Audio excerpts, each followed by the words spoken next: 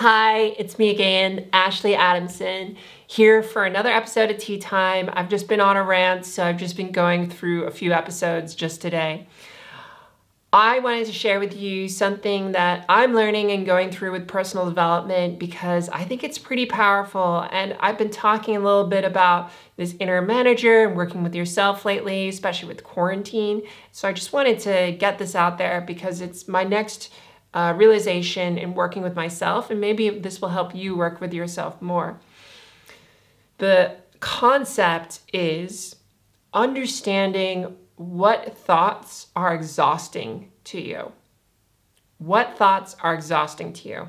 This question that you can ask yourself is going to help you recognize that A, thoughts can be exhausting, that you're spending energy with some thoughts, and B, it's going to help you identify exhausting thoughts that aren't giving you any value, that aren't helping you out, that are just sapping your energy and stopping you from getting the things that you want out of life and that you want out of your day and you want out of your happiness.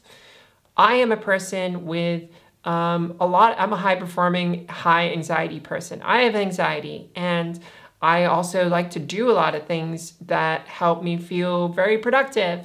But with that combination, I can feel unproductive and feel like I'm not doing enough, or I can feel like I can feel so much that I'm not doing enough that I get into a place where I can't do anything because I feel so tired of being upset that I'm not doing enough.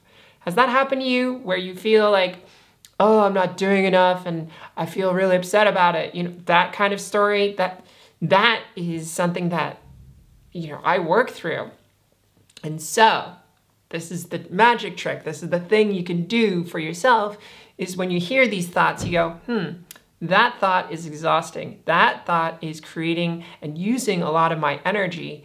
And what value does that add to my day? Can you imagine, just for a second, if you had less negative thoughts, if you had less worry, less anxiety, less taxing thoughts about what someone thinks about you or what you're not doing or what you should be doing, if you just take a step back and say, you know what, I don't need to think that because that's not actually adding to my day, it's subtracting to my day. Identifying that and then catching yourself when you're doing it is going to take back energy and give you more of that to think on a higher level, to think more abstractly and more powerfully about what you're doing and being more present to being able to accomplish and do things that are actually real, that you can take action on to help yourself through your day, through your life.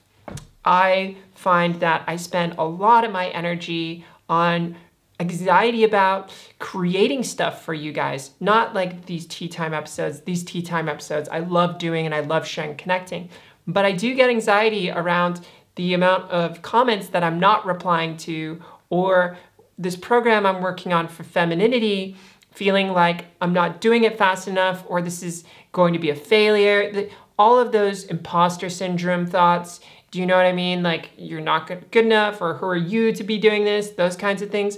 Those come up so much for me when I'm working on something meaningful and important. And you know what? They're not going to go away.